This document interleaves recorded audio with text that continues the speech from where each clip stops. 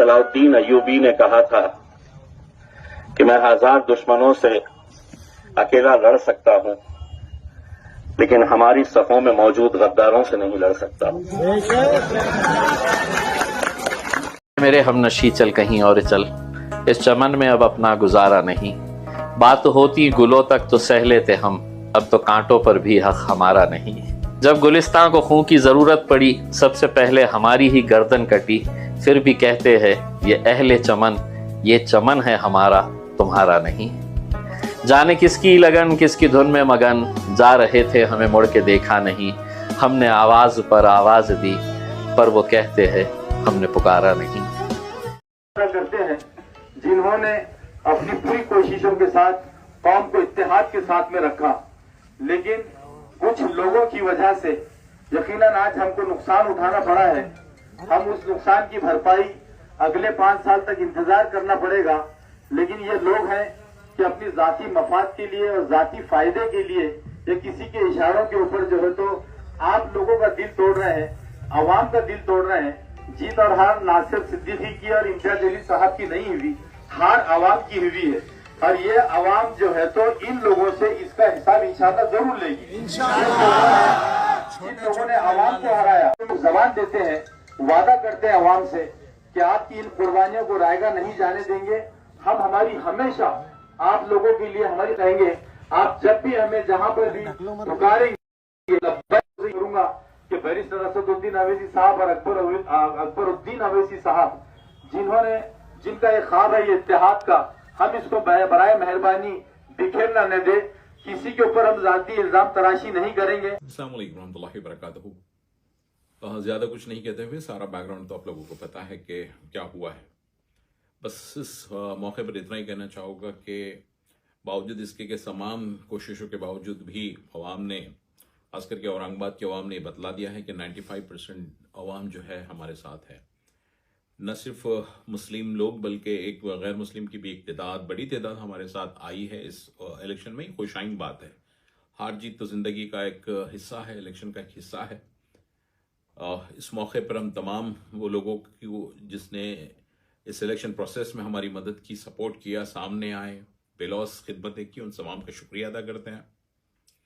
उसी तरीके से हम ये देखेंगे कि कई साजिशें तो आप लोगों के तमाम सामने हैं, लेकिन हम ये भी देखेंगे कि कहाँ हमारी गलतियां हुई, हम भी उसका एहतसाब करने की कोशिश करेंगे।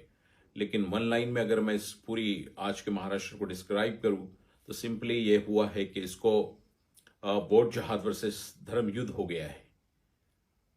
तफसीलात तो बहुत है दिल में कि मैं बहुत सारी बातें करूं, बहुत गुस्सा निकालूं। कई मुद्दे हैं जिस पर मैं खुलकर बात करना चाह रहा हूं, लेकिन बाज़ औक़ात जो है कुछ तरबियतें बीच में आ जाती है, इसलिए रुक रहा हूं।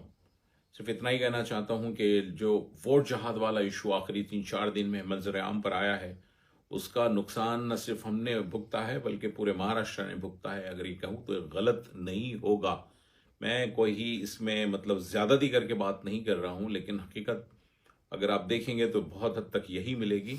बाकी आप जानते हैं कि कौन जिम्मेदार है, किसने क्या किया, उसकी डिटेल बात करने की बहुत ज़रूरत अभी मुझे महसूस नहीं होती है। लेकिन एक बात, जैसे मैंने कहा कि 95% जो है अवाम हमारे साथ आज भी है, और इंशाअल्लाह लजीज हम लोग जो है इनका भरोसा टूटने नहीं देंगे। भले ही हम लोग इलेक्शन न जीते हो, लेकिन हम जिस तरह से अवाम के बीच में रहते हैं, इमाम के साथ, इमाम के जो लीडरान हैं और इमाम के जो एक्टिविस्ट है, वर्कर्स हैं, वो सारे जब मतलब अवाम में रहते हैं, वो अपने अवाम में लगातार बने रहेंगे। और हम कोशिश करेंगे कि हम तेजी के साथ मतलब जो हमने खोया है उससे ज्यादा पाए। एक हार से हम लोग खत्म होने वाले तो नहीं हैं। अब इमाम की जड़ें यहाँ पर मजबूत हो गई है। एक दिन आएगा कि हम फलदार दरख्त की शक्ल में महाराष्ट्र में खड़े रहेंगे इंशाल्लाह और बाउंस बैक करेंगे। इम्तियाज जलील साहब, आप हारे नहीं हैं, बल्कि आपको साजिश करके हराया गया है। और साजिश करने वाले वही हैं जिनको हम तथाकथित सेकुलर पार्टी कहते हैं। साजिश करने वालों में सबसे आगे समाजवादी पार्टी थी। आज जो चंद मार्जिन से जो हार हुई है आपकी सीट पर, उसमें सबसे बड़ा अहम रोल समाजवादी पार्टी का है। इसलिए हम ये कहते हैं कि अब कोई हिम्मत करेगा उनको बीजेपी की बी टीम कहने के लिए?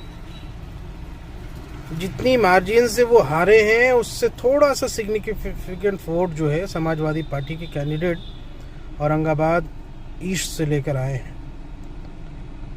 और जीत किसकी हुई है? बीजेपी की। जीतने में मदद किसने की? समाजवादी पार्टी के कैंडिडेट ने। कोई बोलेगा उनको बी टीम, ये खामोश रहेंगे। MIM के साथ ऐसी स्थिति कहीं बनती है तो फौरन बी टीम कहते हो। मैं तो कहता हूं कि अब खुल के सामने आने की ज़रूरत है, नीडर होकर के एग्रेसिव तरीके से। कोई रहम करने की ज़रूरत नहीं है, कोई सपोर्ट करने की ज़रूरत नहीं है। पूरे के पूरे सीटों पर चुनाव लड़ना चाहिए। 400 सीटों पर उत्तर प्रदेश में लड़िए, 70 सीटों पर दिल्ली पर लड़िए। किस बात का इंतज़ार करते हैं हम? किस बात का रुक जाते हैं? वो रुकते हैं क्या? वो तो हमें हराने के लिए, हमारे खिलाफ साजिशें करने के लिए हर तरफ पैसे से लेकर सब कुछ कर रहे हैं। इसलिए मैं ये कहता हूँ, ये मेरा अपना पर्सनल ज़ाती मशवरा है, पार्टी का मशवरा नहीं है, पर मेरा है। मेरा दिल टूटा है। आज औरंगाबाद में जिस तरीके से साजिश करने वालों ने साजिशें की हैं, इसका बदला नॉर्थ इंडिया में लेना चाहिए और लेंगे इंशाअल्लाह। दोस्तों, इस पर आपकी क्या राय है कमेंट करके ज़रूर बताइए और इस वीडियो को लाइक और शेयर भी कर दीजिए।